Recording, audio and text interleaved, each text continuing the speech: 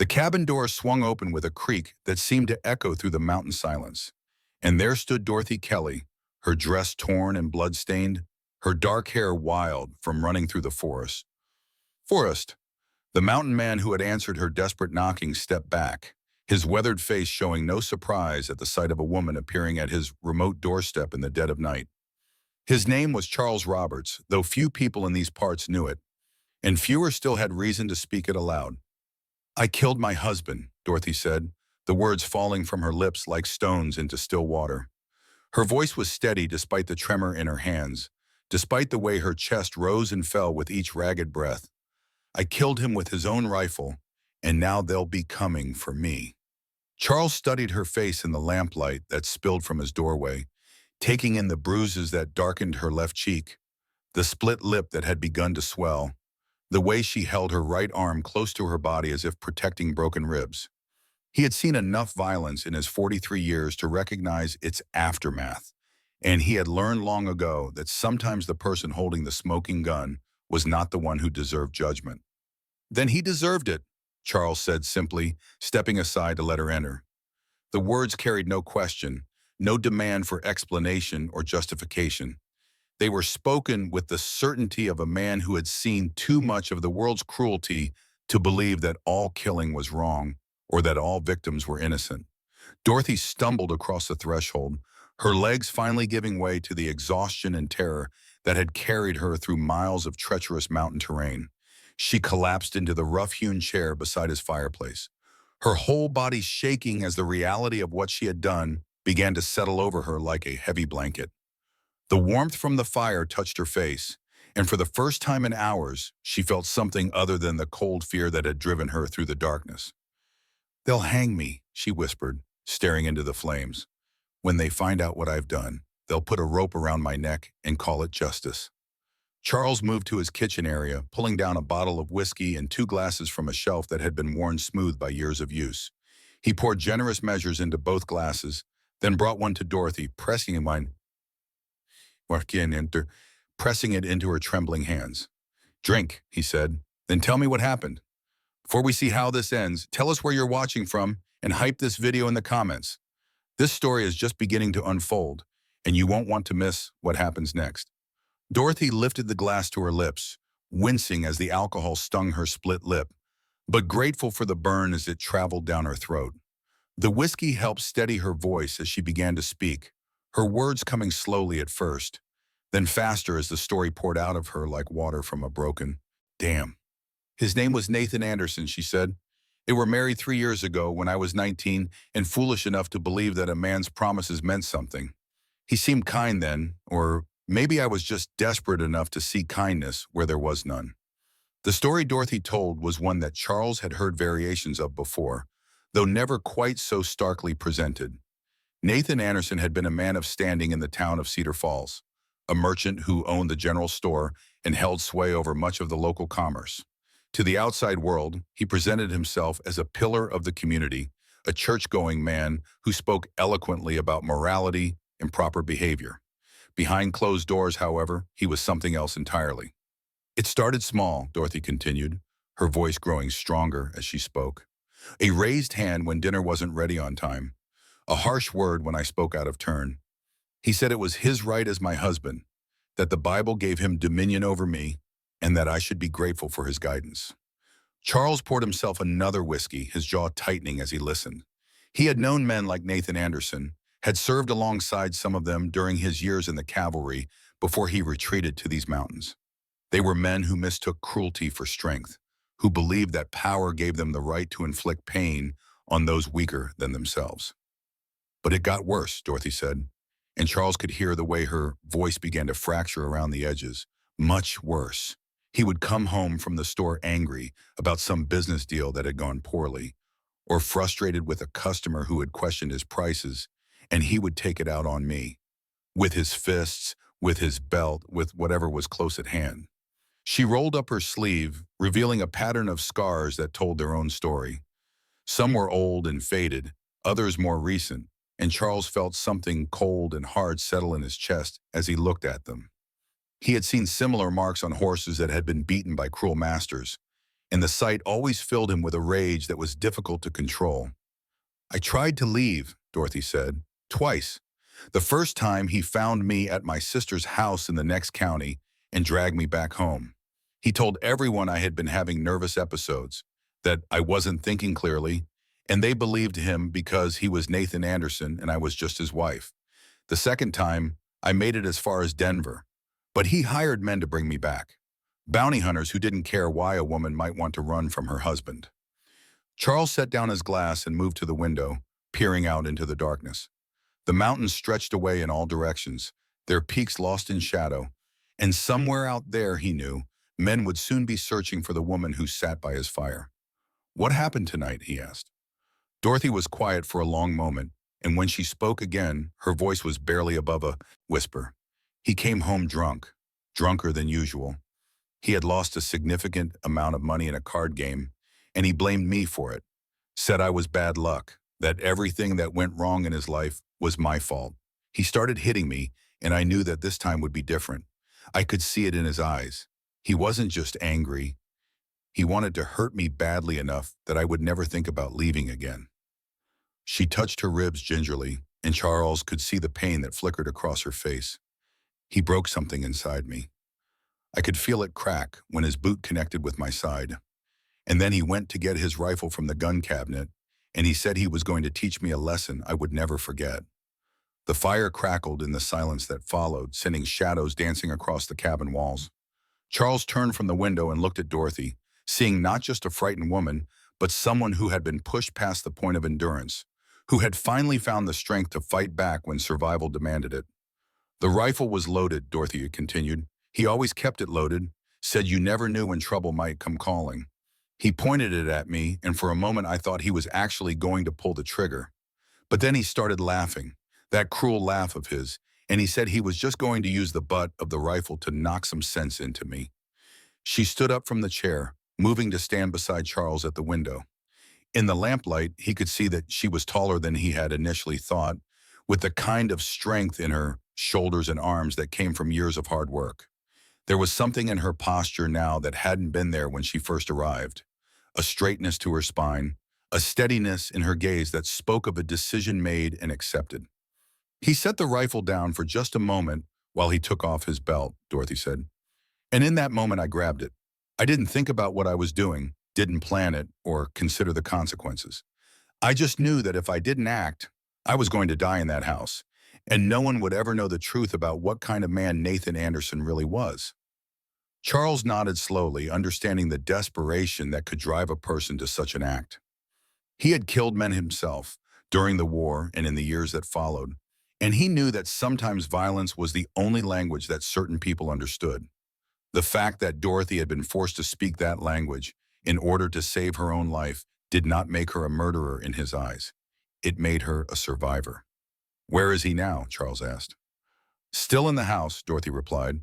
"I dragged him into the root cellar and covered him with some old blankets.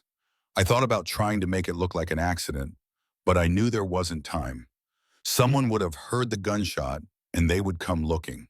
So I took what money I could find, packed a small bag, and ran." She turned to face him fully, and Charles could see the question in her eyes before she spoke it. "Why did you let me in? Why did you say he deserved it without even knowing what he had done to me?" Charles was quiet for a moment, considering his answer.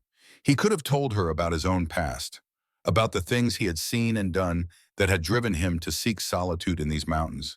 He could have explained about the wife he had lost to another man's cruelty, about the promises he had made to himself about protecting those who could not protect themselves. Instead, he simply said, "Because I could see it in your face, the truth of what you've been through. And because a woman doesn't run through miles of mountain forest in the middle of the night unless she's running from something worse than whatever she might find out here." Dorothy felt something loosen in her chest at his words, a knot of tension she hadn't even realized she was carrying. For so long, she had been told that her pain was her own fault, that she had somehow brought Nathan's violence upon herself through her failures as a wife. To hear someone say, without hesitation or judgment, that she had been right to defend herself was like having a weight lifted from her shoulders. "They'll be coming," she said. Nathan has friends in town, men who owe him money or favors. They won't care about the truth of what happened. They'll only care about bringing me back to face what they call justice. Charles moved away from the window and began gathering supplies from various corners of the cabin. He pulled down a heavy coat from a peg by the door, selected a rifle from a rack on the wall, and filled a leather satchel with ammunition, dried food, and other necessities. His movements were efficient and purposeful, like those of a man who had prepared for such eventualities before. "Then we need to get you somewhere they can't follow," he said. "I know these mountains better than anyone, and there are places where a person can disappear if they need to. Caves and hidden valleys where you could wait out the worst of the search." Dorothy watched him prepare, feeling a mixture of gratitude and confusion. "Why are you helping me? You don't even know me." Charles paused in his preparations and looked at her directly. "Maybe that's exactly why I can help you. I don't know Nathan Anderson, don't owe him anything, don't care about his reputation in town. All I know is that a woman came to my door in the middle of the night, covered in bruises and blood, telling me she killed a man who was trying to kill her. Well, that's enough for me." He handed her the heavy coat, which was far too large for her but would provide warmth against the mountain cold. "Put this on. We need to move before dawn. Once the sun comes up, they'll be able to track us more easily." Dorothy slipped into the coat, feeling the weight of it settle around her shoulders like armor. For the first time since she had pulled the trigger on Nathan's rifle, she felt a flicker of hope. Not hope that she would escape punishment. She was too practical to believe that such a thing was possible, but hope that she might survive long enough to tell her story to someone who would listen. "There's something else," she said as Charles shouldered his pack. "Nathan wasn't just cruel to me. There were others, women in town who would look away when they saw him coming, who would make excuses to avoid being alone with him. I think he hurt them too, but they were too afraid to speak up." Charles stopped at the door, his hand on the latch. "What are you saying?" "I'm saying that maybe what I did tonight wasn't just about saving my elf. Maybe it was about stopping him from hurting anyone else." Dorothy's voice was steady now, filled with a conviction that surprised even her.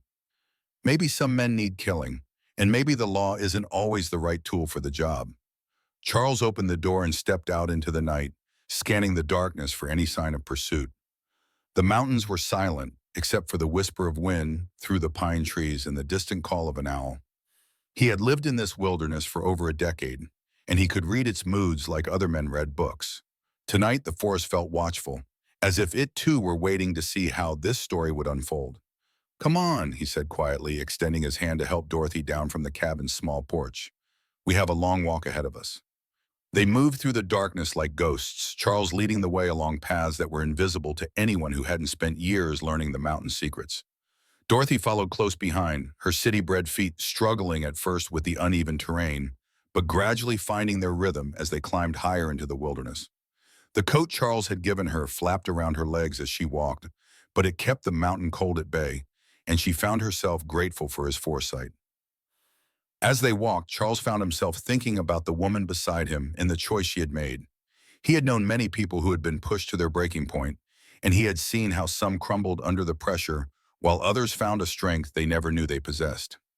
Dorothy Kelly struck him as someone who had discovered something fundamental about herself in that terrible moment when she pulled the trigger. Not just that she was capable of violence, but that she was capable of choosing her own survival over society's expectations. "Tell me about yourself," Dorothy said quietly as they paused to rest beside a small stream. The water gurgled softly over the rocks, and somewhere in the distance, they could hear the lonely howl of a coyote. "You know my story now. What's yours?" Charles knelt by the stream and filled his water bottle, considering how much to reveal. He had spent years perfecting the art of solitude, of keeping his past buried beneath layers of silence and self-reliance. But something about this night, about the woman who had appeared at his door with blood on her hands and truth in her eyes, made him want to speak. "I was a soldier once," he said finally. "Cavalry. Spent 5 years fighting in places most people have never heard of, doing things that seemed necessary at the time, but looked different in hindsight. When the war ended, I tried to go back to the life I had before, but it didn't fit anymore. I had changed too much." He stood and shouldered his pack again, gesturing for Dorothy to follow as he resumed their climb. I was married then to a woman named Sarah. She was kind and patient, and she tried to understand what I had become, but I could see the fear in her eyes sometimes when I would wake up screaming from nightmares, or when she would catch me staring off into nothing, lost in memories of things I couldn't forget. Dorothy listened without interruption, recognizing the pain in his voice, even though he tried to keep it neutral. She had learned to read the subtle signs of suffering during her years with Nathan, and she could hear the weight of old grief in Charles's words. Sarah deserved better than what I could give her, Charles continued. She deserved a husband who could be present with her, who could build a future instead of being haunted by the past. So I left. Came up here to these mountains where the only ghosts are the ones I brought with me, and where I couldn't hurt anyone else with my broken edges. They walked in silence for a while, the only sounds their footsteps on the rocky path and the whisper of wind through the trees. Dorothy found herself thinking about the different kinds of damage that people could inflict on each other, and how sometimes the cruelest wounds were the ones that came from good intentions gone wrong. "Do you regret it?" she asked. "Leaving her?" Charles was quiet for so long that Dorothy began to think he wouldn't answer. When he finally spoke, his voice was barely audible above the sound of their footsteps. "Every day. But I regret what I might have done to her if I had stayed even more." They climbed steadily through the night, following game trails and deer paths that wound through stands of aspen and pine. Charles moved with the confidence of someone who knew every rock and root, every hidden ravine and secret passage. Dorothy marveled at his ability to navigate in the darkness, relying on senses she had never learned to trust. Gradually, she began to understand that this was not just a man who lived in the mountains. This was someone who had become part of them, who had learned to think like the wilderness itself. As the first pale light of dawn began to touch the eastern peaks, Charles led Dorothy to a narrow canyon that cut deep into the mountainside. The entrance was hidden behind a screen of juniper bushes, and Dorothy would have walked past it without ever knowing it was there. Inside, the canyon widened into a natural amphitheater surrounded by towering walls of red stone. "We can rest here," Charles said, settling his pack against one of the canyon walls. "The walls will hide any smoke from a fire, and there's only one way in or out. If anyone comes looking for us, we'll see them long before they see us."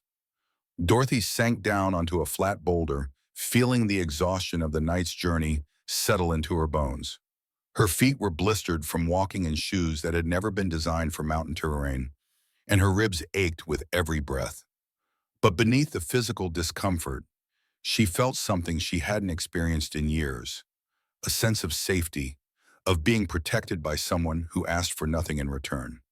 Charles gathered dry wood from the canyon floor and built a small fire in a natural depression between the rocks.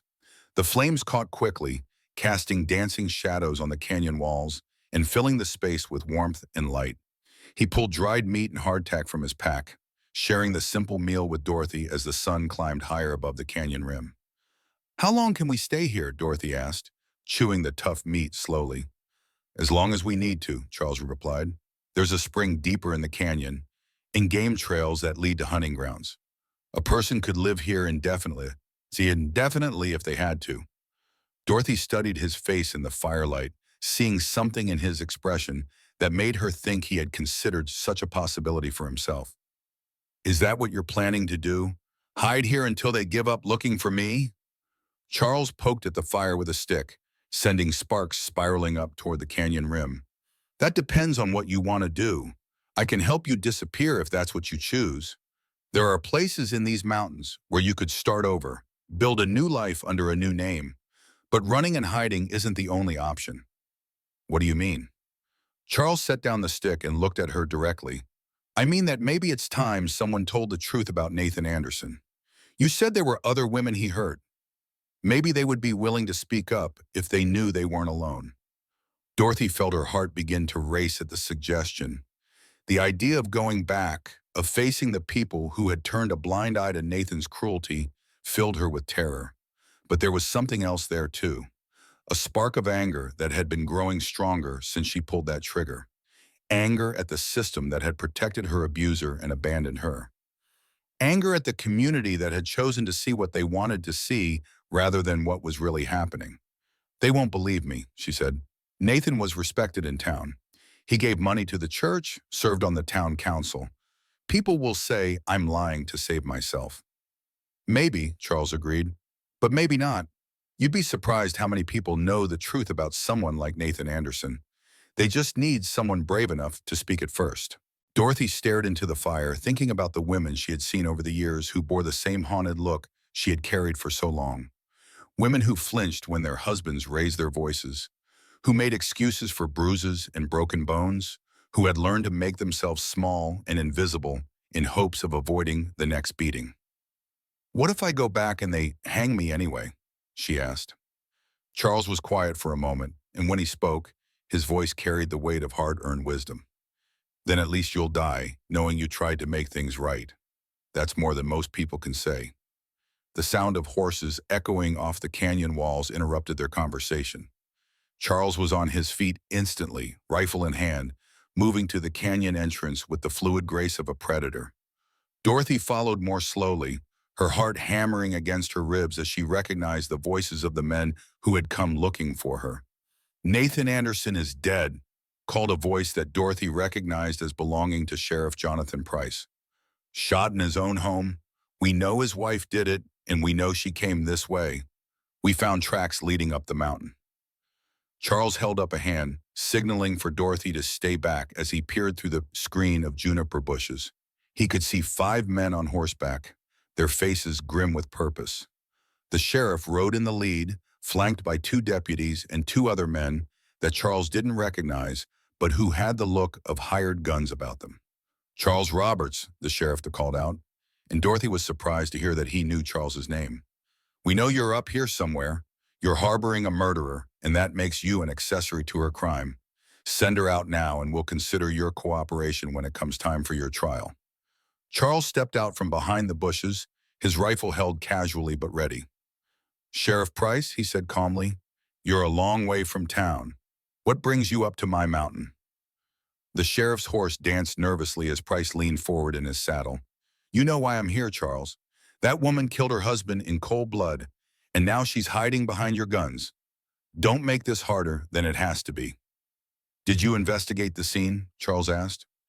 "Did you look at the body, examine the house, talk to the neighbors about what kind of man Nathan Anderson really was?" One of the hired guns, a lean man with cold on his eyes, shifted impatiently in his saddle. "We don't need to investigate anything. The woman confessed to killing him. That's all we need to know."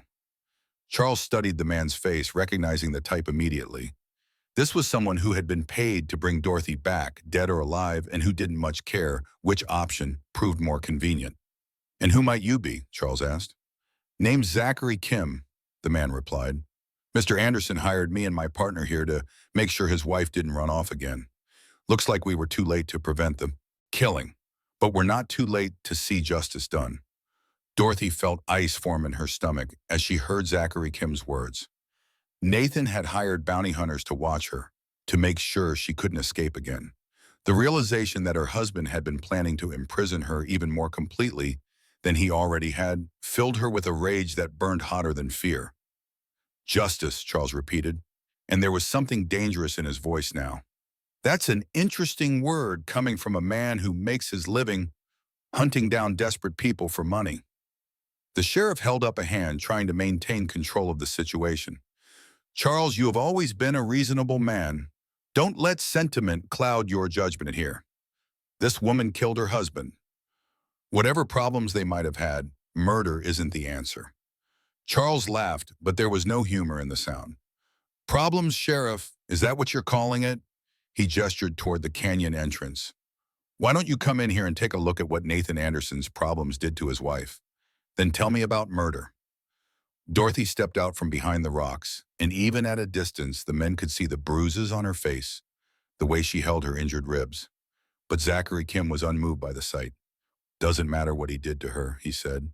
"She still killed him, and she still needs to hang for it."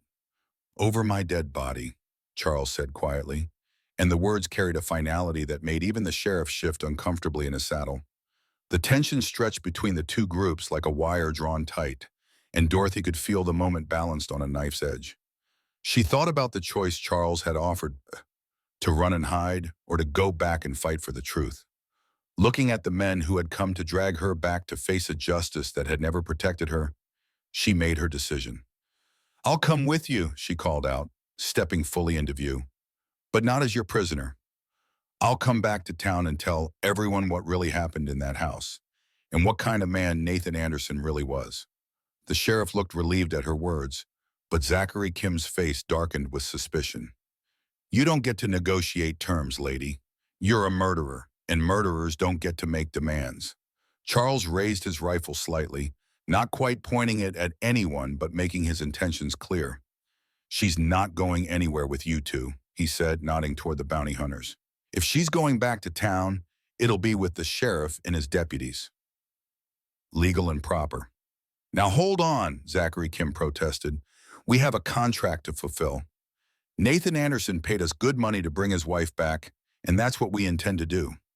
"Nathan Anderson is dead, Dorothy said, her voice carrying across the canyon with surprising strength. "Your contract died with him. You have no legal authority here." The second bounty hunter, who had remained silent until now, finally spoke up. His name was Philip Nelson, and he had the scarred hands and broken nose of a man who made his living through violence. "Legal authority isn't the only kind of authority, lady. Sometimes might makes right." Charles's rifle came up smoothly, the barrel now pointed directly at Philip Nelson's chest. "You're welcome to test that theory," he said calmly, "but I should mention that I was a cavalry sharpshooter for 5 years, and I haven't gotten any rustier living up here." The sheriff quickly moved his horse between Charles and the bounty hunters, recognizing how close they all were to bloodshed. "That's enough," he said firmly. "Charles, lower your weapon. Kim, Nelson, you're out of line here, son. The woman has agreed to come back voluntarily, and that's how this is going to happen." Dorothy stepped forward, her chin raised defiantly despite the fear that still coursed through her veins. "I want to make something clear, Sheriff Price. I'm not coming back to be railroaded into a hanging. I'm coming back to tell the truth about what Nathan Anderson did to me, and to any other women he might have hurt. If the law is truly interested in justice, then it needs to hear the whole story." The sheriff nodded slowly, though Dorothy could see the uncertainty in his eyes. Jonathan Price was not a bad man, but he was a practical one who understood the politics of his position. Nathan Anderson had been an influential member of the community, and his death would create ripples that would be difficult to manage. A simple case of a wife murdering her husband would be much easier to handle than a complex story of abuse in self-defense. "You'll get a fair trial," the sheriff said. "Oh, I'm sorry. That's all I can promise." "That's all I'm asking for," Dorothy replied, though she knew that fairness was a relative concept in a world where men like Nathan Anderson could buy respectability with money and influence. Charles lowered his rifle but kept it ready. "I'm coming with you," he announced, "as her witness and protector. I saw what condition she was in when she came to my door, and I'll testify to that if needed." Zachary Kim laughed harshly. "A mountain hermit's testimony won't count for much in a court of law, especially when everyone knows you've been hiding from civilization for years because you couldn't handle normal life." The words hit their mark, and Dorothy could see Charles flinch slightly, but he didn't back down. "Maybe not," he said, "but I'll be there anyway. Someone needs to speak for her, and it looks like I'm the only one willing to do it." Dorothy felt a warmth spread through her chest at his words. For so long, she had faced Nathan's cruelty alone, with no one to witness her pain or validate her experience. To have someone willing to stand beside her and to risk his own safety for her sake was a gift she had never expected to receive. "We need to get moving," the sheriff said, eager to diffuse the tension before it exploded into violence. "The longer we stay up here, the more likely someone is going to do something stupid." As they prepared to leave the canyon, Dorothy found herself looking back at the hidden sanctuary where she had spent her first peaceful hours in years. Part of her wanted to stay there forever, to disappear into the wilderness and leave the complicated world of laws and justice behind. But she knew that running would only postpone the reckoning that was coming. If she was going to face her demons, she would do it on her own terms. The journey back to Cedar Falls took most of the day, winding down treacherous mountain paths that tested both horses and riders. Dorothy rode behind Charles on his sturdy mountain horse, grateful for the warmth of his body against her back and the steady strength of his presence. The bounty hunters flanked them like wolves, their eyes never leaving their quarry, while the sheriff and his deputies tried to maintain an uneasy peace between the competing factions. As they descended from the high country, the landscape gradually changed from rocky peaks and alpine meadows to rolling foothills covered in oak and pine. Dorothy had made this journey in reverse just hours earlier, fleeing through the darkness with terror at her heels. Now returning in daylight with an uncertain fate awaiting her, she found herself noticing details that had escaped her in her desperate flight. The way the afternoon light slanted through the trees, casting long shadows across the trail. The sound of a creek bubbling somewhere nearby, carrying snowmelt down from the peaks. The sight of a hawk circling high overhead, riding the thermals with effortless grace. It occurred to her that she had spent so many years focused on simply surviving from one day to the next, that she had forgotten how to notice beauty in the world around her. Nathan's violence had consumed so much of her attention and energy that there had been little left over for anything else. Now, facing the possibility that these might be among the last beautiful things she would ever see, she found herself drinking them in with an almost desperate intensity. "Are you afraid?" Charles asked quietly, his voice pitched low enough that only she could hear. Dorothy considered the question carefully before answering. "Yes," she said finally, "but not in the way I expected. I'm not afraid of dying. I've been afraid of that for so long that it's become familiar. I'm afraid of not being believed. I'm afraid that Nathan will wish even in death that his version of our marriage will be the one that survives." Charles was quiet for a moment, and she could feel the tension in his shoulders as he considered her words. "Truth has a way of coming out," he said finally, "even when people try to bury it. Sometimes it just takes longer than we'd like." Behind them, Zachary Kim urged his horse closer, clearly trying to overhear their conversation. Dorothy could feel his presence like a cold wind at her back, and she knew that he represented more than just the legal consequences of her actions. He was the embodiment of a system that valued property over people, that saw women as possessions to be controlled rather than human beings with the right to protect themselves. "I've been thinking about what you said," Dorothy murmured to Charles, "about the other women Nathan hurt. There's a seamstress in town named Ruth Wright. I've seen her in the store sometimes, and she always looked terrified when Nathan was around. And there's Linda Brooks, who works at the hotel. She used to be friendly with me, but after she had some kind of business dealing with Nathan, she started avoiding me completely." Charles nodded thoughtfully. "If we can get them to speak up, it might change everything. But it won't be easy. Women like that have learned to keep their mouths shut for their own protection." "Maybe they'll be braver if they know they're not alone," Dorothy said. "Maybe seeing someone else willing to fight back will give them the courage they need."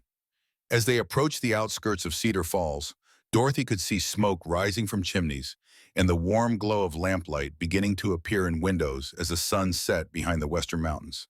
It was a peaceful scene, the kind of place where people went to church on Sundays and knew their neighbors' names and believed that justice was something that happened in courtrooms presided over by wise judges. The reality, Dorothy knew, was far more complicated. Word of their arrival had preceded them, and small groups of townspeople had gathered along the main street to watch the procession pass.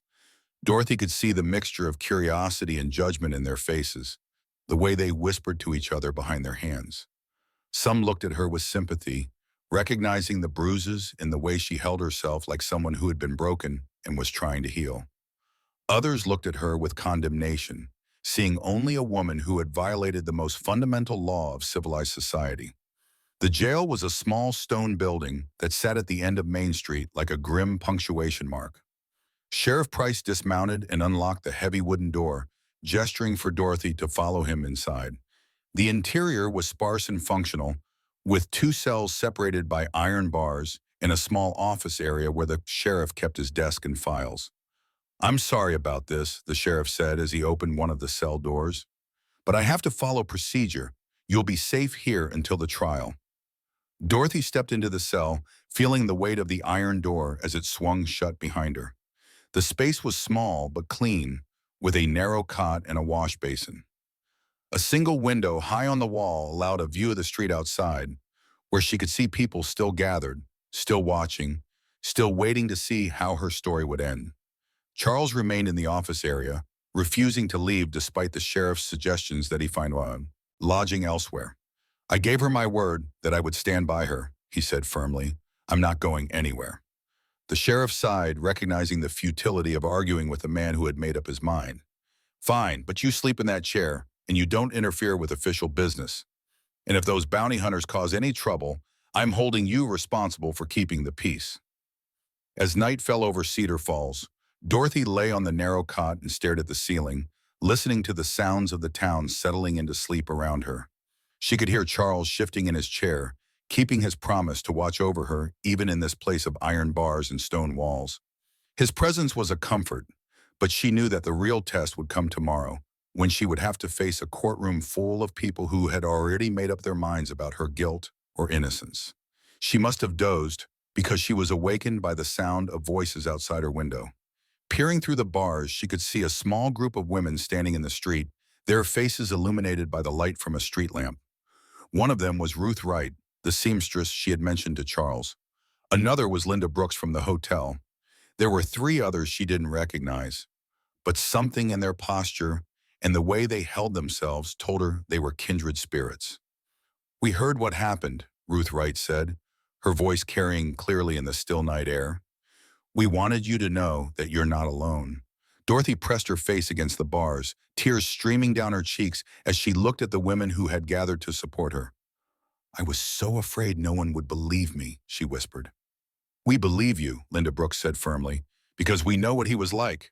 We know what he did." One of the women Dorothy didn't recognize stepped forward. Her name was Cynthia Allen, and she worked as a clerk in the town's other general store. "He cornered me in the stockroom 6 months ago," she said, her voice shaking with remembered fear. "He said if I told anyone, he would ruin my family's business. I've been carrying that shame ever since, thinking I was the only one." The other women began to share their own stories, speaking in hushed tones about encounters with Nathan Anderson that had left them feeling violated and powerless. Dorothy listened with a mixture of sorrow and anger, understanding for the first time the full scope of her husband's cruelty. He hadn't just been abusing her, he had been terrorizing women throughout the community, using his position and influence to silence his victims. Charles had awakened at the sound of voices and now stood at the window, listening to the testimonies of the women outside. He had seen enough of the world to know that predators like Nathan Anderson rarely limited themselves to a single victim, but hearing the evidence laid out so starkly still filled him with rage. "Will you testify?" Dorothy asked the women. "Will you tell the court what he did to you?" The women looked at each other uncertainly, and Dorothy could see the fear in their faces.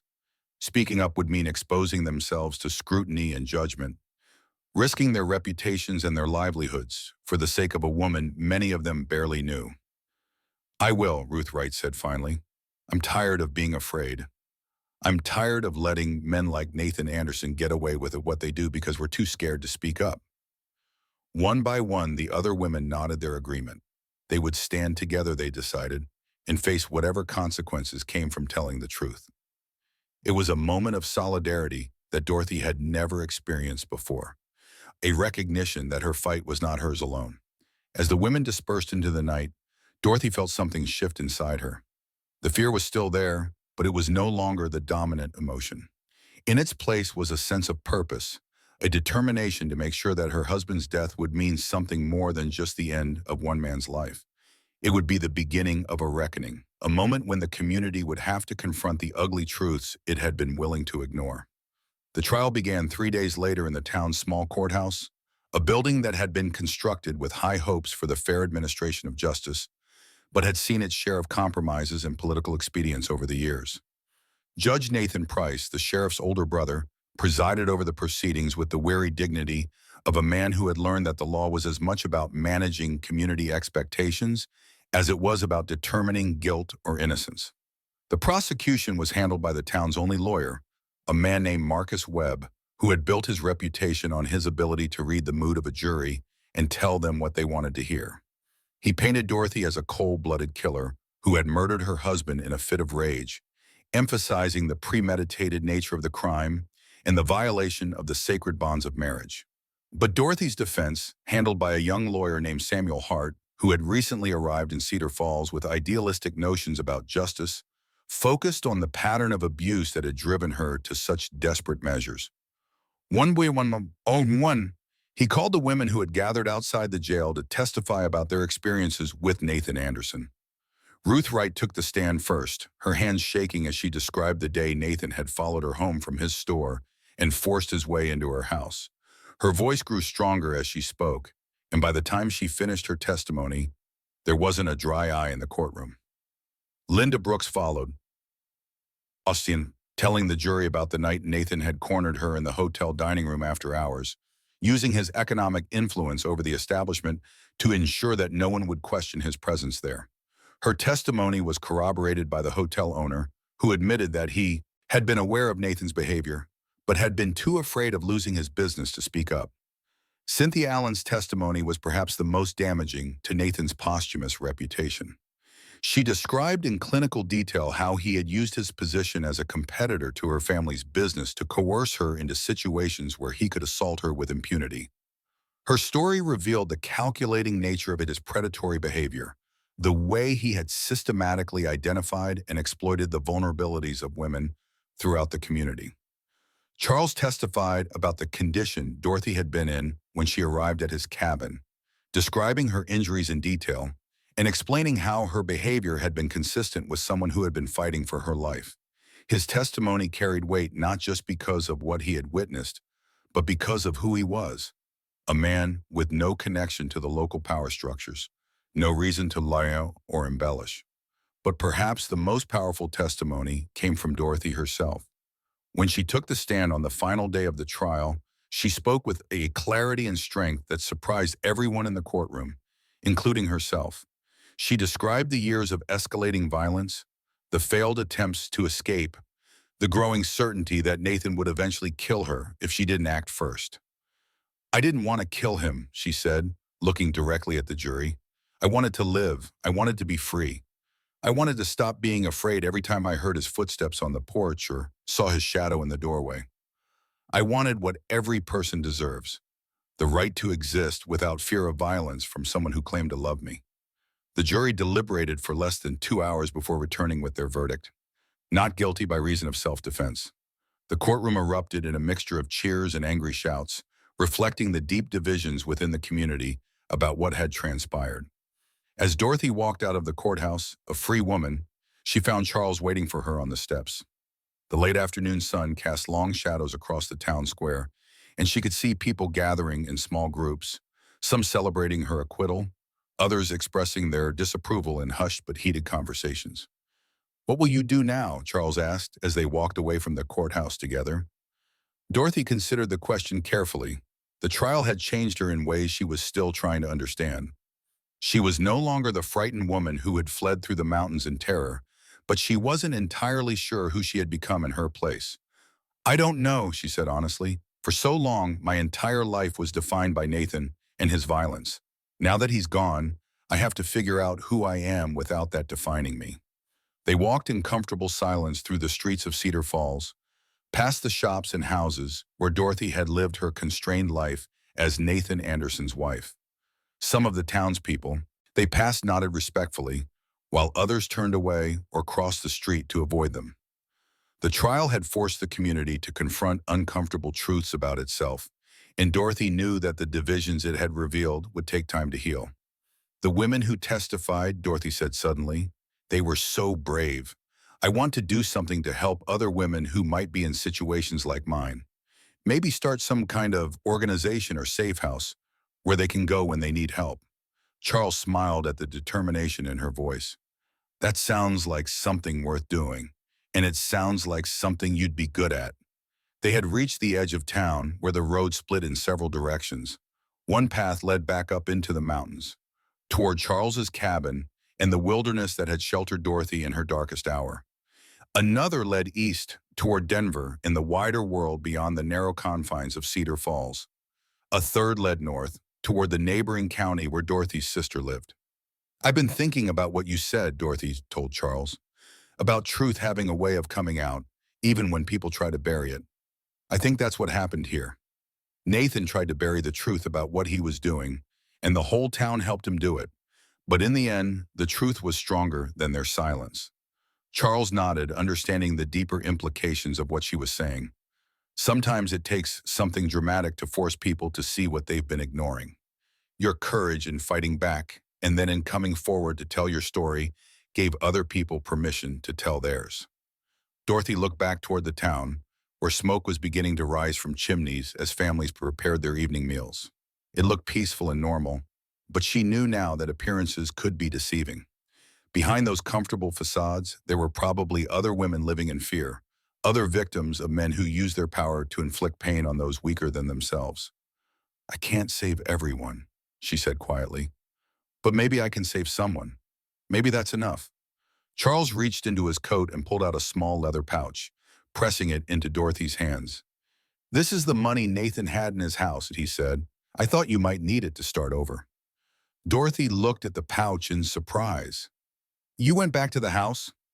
"While you were in jail," Charles admitted. "I wanted to see the scene for myself, to understand what really happened that night. What I found confirmed everything you had told me. The house told the story of years of violence, and your husband's body told the story of a woman who had finally had enough." Dorothy opened the pouch and saw more money than she had ever held at one time. It represented freedom, the ability to go anywhere and become anyone she chose to be. But it also represented the end of one chapter of her life and the beginning of another, and she wasn't sure she was ready for such a dramatic change. "Come with me," she said impulsively. "Whatever I do next, wherever I go, come with me. You don't have to hide in those mountains anymore. You don't have to carry your ghosts alone." Charles was quiet for a long moment, and Dorothy could see the internal struggle playing out across his weathered features. He had spent so many years in isolation, convinced that he was too damaged to be part of normal human society. The idea of stepping back into the world, of allowing himself to care about someone else's welfare, was both terrifying and appealing. "I'm not sure I remember how to be around people," he said finally. "It's been a long time since I've had anything to offer anyone." Dorothy smiled, thinking about the man who had opened his door to a stranger in the middle of the night, who had risked his own safety to protect her, who had stood by her side through the darkest period of her life. "You offered me everything when I had nothing," she said. "You offered me safety and protection in the belief that I deserved better than what I had been accepting. That's not nothing, Charles. That's everything." As the sun set behind the western mountains, painting the sky in shades of gold and crimson, Dorothy Kelly and Charles Roberts walked away from Cedar Falls together. They didn't know where the road would take them or what challenges they would face in the days and years to come, but they knew that whatever lay ahead, they would face it together. Two people who had found in each other the strength to leave their painful past behind and build something new and hopeful from the ashes of their old lives. The mountain man had stepped aside to let justice enter, and in doing so, he had found his own redemption. The woman who had killed her husband had discovered that sometimes the most courageous act is not the taking of a life, but the claiming of one's own right to live free from fear. Together, they walked toward a future that neither could have imagined when Dorothy first appeared at Charles's door, with blood on her hands and desperation in her heart, proving that even in the darkest circumstances, hope and healing were possible for those brave enough to reach for them.